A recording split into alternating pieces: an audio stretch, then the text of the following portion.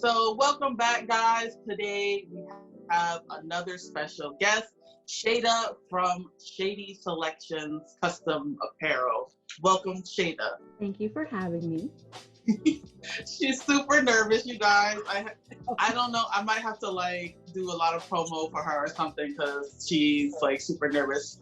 And I said that this is probably the second time that I actually know what you look like, because the first time you sent me a video of a different interview that you did. It's so nice to meet you and chat with you for the first time. Thank you for having me today, and I'm totally nervous. I hate videos, I hate pictures and all those stuff. And most of the pictures you guys see are the custom things I made, especially for family and friends. That's how it really started. And I know people have seen me from you wearing my aprons I made you. And the newest thing is the cutting boards, and just helping out small businesses or helping individuals brand themselves was my main goal. And it honestly just started with, can you make a onesie for my baby? And from friends. And I'm like, okay.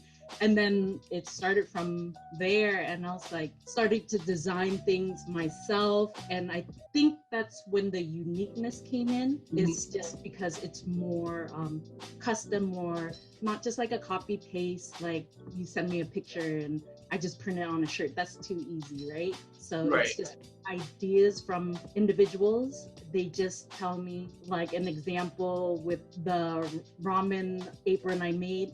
She just said, my sister likes ramen noodles and loves pigs. And I'm like, okay. So that's kind of the requests I get. And then I have to think of it and design it and figure out what it looks like. I can visualize it. It's so hard to show people. And then when I send the draft, they're like, that's what it looks like. And I was like, just trust me. Trust the process. It'll look better once I'm done. And then, when they get it and then they share with me pictures or, just comments of oh my gosh, so-and-so loved it so much. Thank you. That's what I get out of it. The joy from just getting those from individuals sparks my happiness for making marks. Well, I think that's also hard too, custom apparel, cause we may have an idea in our mind, and then you have an idea, but we don't really know what the idea is. We just want it to look cute. So I think for me was Cha Kdam. I need something to go with of my brand, which we're still building, and I know you and I have talked about this. Is I'm so used to wearing other people's brands, but what does that look like for me? So I think that's something that we continue to talk about. I trust your process, just because if it's not cute, I feel I'm comfortable to let you know, be what is that? But for now, the Cha Kdam, the aprons, after we launched the aprons, now I feel everybody have their own apron too, which is cute. I know, which is cute. And that's how it did start. It started with the Cha Kdam apron. And of course, I asked you too, do you have a logo? Things like that. Because I was like, why not brand yourself? And you're like, what? Brand myself for what? I like to sponsor. And I was like, yeah, but you're known for Spring Roll Fever. Do you have a logo? And you're like, I don't know. Let me go find one. Yeah. We start like that. And then I usually do that too with all other small business owners. And, just be like, hey, why not just brand yourself? And I get it. When you're a small business owner, you don't want to order 25 shirts or 25 aprons. And, once they see their logo on a shirt or on something custom, it's a good feeling. You're like, oh my gosh, that's me, right? Yeah. You promote yourself and people are visual. You remember the logo and you remember these things. So that was my big thing. And we are foodies and we always talk about plating and things like that. I think that's where it started, because if you go back through my Instagram, it's all, but then I thought of things what would stand out, if someone's to plate something, wouldn't you want your name or something on there just to be a little more unique? So that was a whole transition with like more branding, more like Yeah. smaller, maybe bloggers, or not just bloggers, smaller businesses. Yeah, I'm like super excited about the cutting boards too. I think like when you were putting it together, I was like, oh my god, it looks so cute. And then like you finally get it, you're like, dang, this it looks so cute when I bring the Cha Kdam over and then like put it on the thing. It's gonna look real good. And I was like, can I get some of the food instead? You're gonna have to drive up to New York City, or I'm gonna have to come to Virginia. But speaking of Virginia, because like I grew up in New Hampshire, and I have distant family or second cousins that know you too. But like, what is that experience like growing up in Virginia as being Khmer? I don't know, because I feel like we're all placed so in different areas. Like, what's that experience like, especially for like a southern state too? Like, what's that like? So living here in Virginia, you kind of get to know other Cambodians either by, your parents know each other, see each other at parties or, get-togethers, and that's kind of how we meet each other. But then, of course, family, and then introductions through family, friends. We didn't have social media like to meet each other, right? So then you just get to meet everyone by basically your parents, because they're going to the parties or going to events, weddings, things like that. It's not as heavily populated with Cambodians here than it is like when I lived in Massachusetts. Like I went into the grocery store and I heard someone speaking Khmer, and I'm like, oh my gosh, they're speaking Cambodian. Like it's not something we're used to here. Like if we heard that here, we're like, where are you from? And they always ask me, "Ko nat na," like who's Kitar? And then things like that. And my dad, he played soccer, and they had a Cambodian league. So then that's very cool.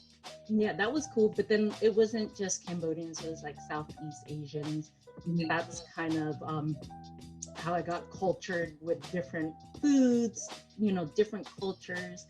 And to me, that's what I love, just like people's uniqueness, their different cultures, their backgrounds. But it was definitely interesting here, since we don't have too many Cambodians. It's not like heavily condensed, but then you kind of get to know like all the Cambodians here. So, that was how it was growing up here. That's cool. Yeah, and I would say like Virginia too. I'm jealous of the Maryland.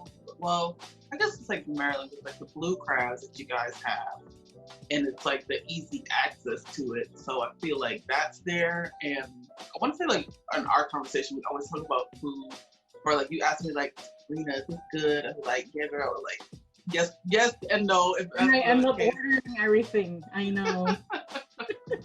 What were we talking about? We were talking about like being Cambodian, and then there's like foods that we love, and then the foods that we don't love. What are the foods that you do love that's Khmer, and then ones that you don't, and then like people are like, oh, you're not Khmer. I can't do the rain. I tried. Oh my I think God, that's it what we smells talked so about. bad. Yeah. I cannot. It smells like fart. It's like love or hate, right? Like my sister loves it, and then I'm like, sorry to hear that. and I'm like, how do you even drink this? And then like, she'll be like, grab me one, and I'm like, oh, man, my car smell like this. But like, she loves it, and I'm like, how do you even drink that? Like, I tried it when we were young. My grandma's like, just eat it, and then I'm like, ew, it stinks. And then she said, just try it, right? She's always, just try it or you will never know. And I say it to my kids too, but I just couldn't do the rain. I think it's the texture. It was like, I don't even think it's the texture. It's the smell that hits me first. All that. You know what I mean? But it's not like rahok, where if you eat rahok, it's like that smells. That's my thing. Yeah, like that smells, but when you eat it, it's like really good. But like the rain just, it reminds me, like I said, it smelled like bark and like feet like together. No, we're gonna get like comments. What are you talking about? The rain is good. You know, we're gonna get those comments. And that's fine. Please put it in the comments, you guys. I just have a sensitive smell to the rain, and it literally smells like those two things. So if you're like, oh girl, you know what you're talking about, and that's fine. It's like, I can't. Even if I'm wearing a mask, I'll be like, ooh. No, I can't. I can't. I tried. I just couldn't do it. Yeah. That one, I pass. I just can't. We should just make a shirt for that. It's all like, just smells. What's that smell? And just put like a picture of like the rain, like right there. But my people love the rain. Like my mom, she loves it. And she's like, okay, the rain, you want some? And I'm like, oh no, no. The same. I'm the same. But like I said, my sister, my grandma made both of us eat it, and I'm like dying, falling over, and she's like, "Ooh, this is so good." And then I'm like, oh my god. Was there anything that your grandma or your parents like made you eat that you like despised as a kid, but you knew you had to eat it because like why? So my grandma pretty much raised me, and I was with her, and she always made me go in the kitchen to help, you know, with mechchi or something, or clean something. But little did I know she was actually teaching me, because then I started knowing all the vegetables and things like that, right? I know that not everybody likes the bitter stuff like marea and all those things. Yeah, I'm one of those Then people. I was like, man, how do you guys eat that? And it looks so good. I'm gonna learn how to eat that. So then I started, you know, so bitter though. It's so good. I think that's what like changed my palate. Like I don't know how I did it, but you know when you're young, right? You're like, blah. Yeah. But I was like, okay, I'm just gonna eat it because she'll be proud of me, and it's good, I guess. But then now I'm like, oh, it's so good, and my kids are like, this is disgusting. It's just like, I mean, bitter melon. As a kid, I used to take the meat out of the inside. I'm like, I can just eat it like that. Yeah, I can eat it like that, but I'm gonna like, oh, yeah, eat this. And then my grandma too, like, you know, she helped raise me and my brother. She had like a fly swatter. I'm like, yeah, I'm like, ugh. Yep. Same. And like my little cousins, they till this day they're like, heck no. And I was like, you guys still haven't tried it? Nope. What's the other thing that smells right? Yeah, the snow. Snow, yeah. Oh my god. Snow, yeah, all those things. Similar to the rain. Smell like, I know, I'm sorry my folks that's watching this right now. I'm letting you know that I'm Americanized, and I just can't do that stink. Like, the thing is, it doesn't even like taste good to me. It's just the smell, it hits me, again, related to fart and feet put together. I think is the one that's stinky, and they you it with pumpia or something. Pumpia, right? Yeah. Or pongmon, whatever. Pumpia, pongmon. Oh my god, pumpia and pongmon. I always grew up saying pumpia.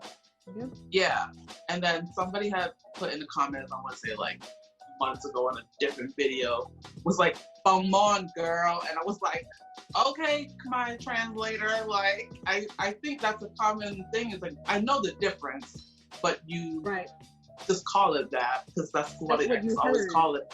Yeah. Yep. But the technical terminology is pongmon. My Cambodian's awful. Like that, I think it was sad because me too. We grew up, and you know, with my grandma watching us, and she watched like everyone's kids too. I think that's how like we kind of knew people too, because she watched the Cambodian kids in the neighborhood, right? Yeah. They dropped them off with her, and all she spoke was Cambodian to us, so we spoke Cambodian. Now, cousins and I are Cambodian. We're just like not gonna even try it. Yeah, I mean, it's like kindergarten level for me, but my parents speak to me in Khmer and I respond back to them in English. Yep. But if something translates, I know that I can't translate it into English and they understand, I'll try to do my best to do like Khmer English.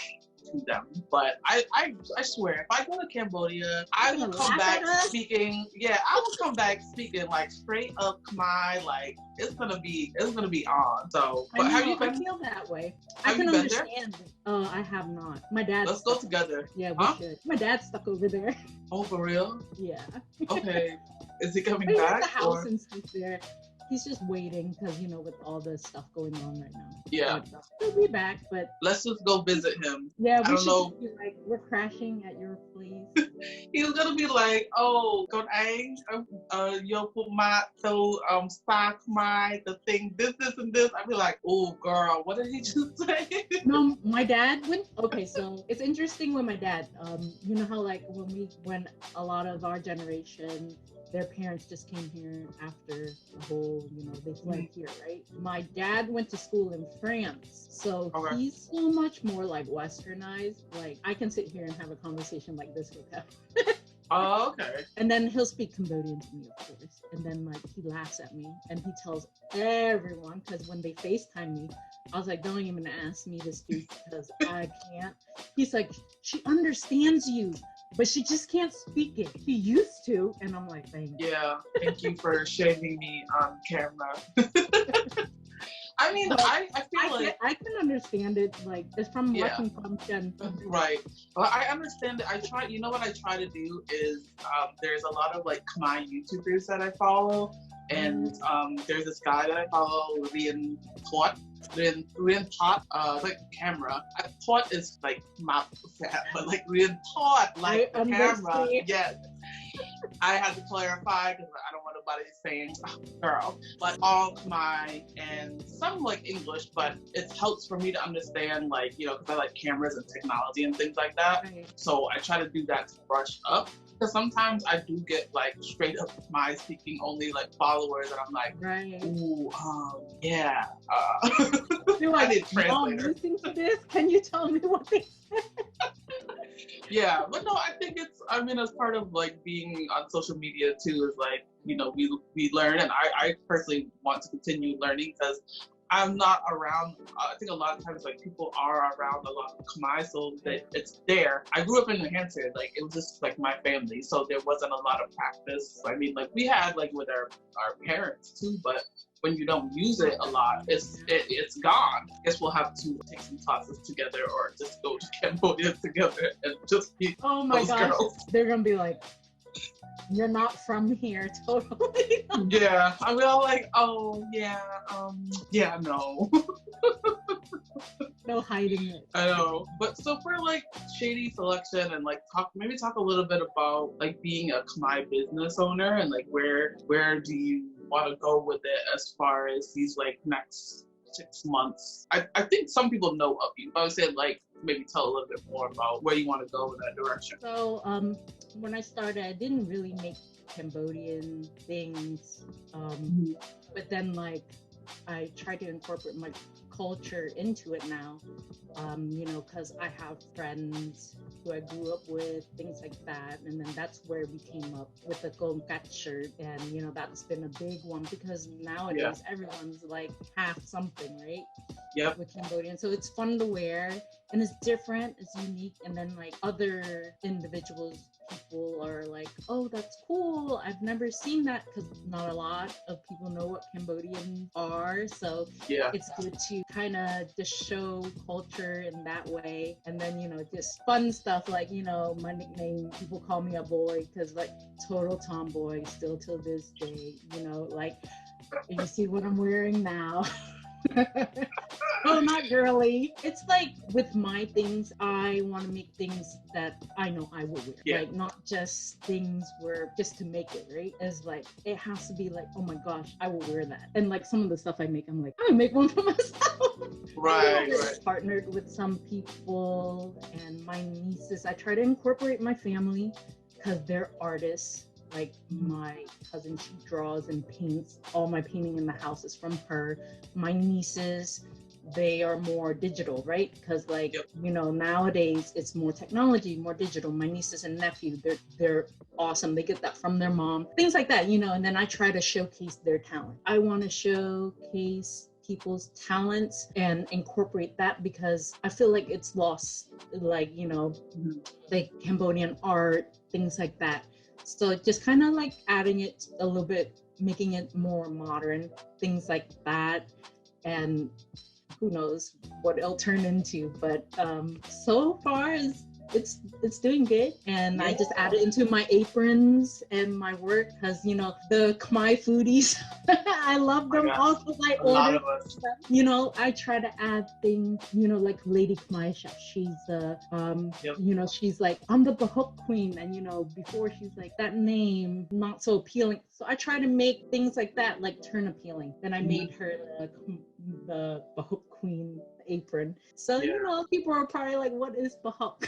So, but if you're not Cambodian, right? But then it's just like showcasing our culture, showcasing our heritage into modern things now, and then it works. Good. Yeah, no, I definitely love all this work. And I think I just saw you posted her 2 aprons side by side. I was like, yes, Lady Khmer Chef. Her food is like so good. Yep. You got to try some of it, right? Yes. I order, I think, a lot of my sauces from people that I met on Instagram, like my Empire sauce. She's like my god sister. I was like, why am I gonna make this myself when I can just order? It just makes my life simple, and then our stuff takes a lot of time, I feel. It does. It really does. And that's the thing. Like, I'd rather just order, because I don't have the time to like sit there and like bulk the crew and all that stuff. Like, and I'd rather support like the people that's like doing it for like business. You know what I mean? All right. So Shady Selection, thank you so much for joining me. I know you were nerve-wracked, but you did good. See, and watch everybody in the comments. Like, oh my God, she did so good. So if people want to order custom apparel, how should they go about doing that? Right now, it's just, message me. Facebook, you can find it Shady Selection. Instagram is Shaida Kiss. So, or go on your page, they'll find me. Yeah, that's true. Right now, it's just like messaging, and I work with whoever my clients are to bring about what they want on either shirts, aprons, boards, whatever you can think of, like you want to customize.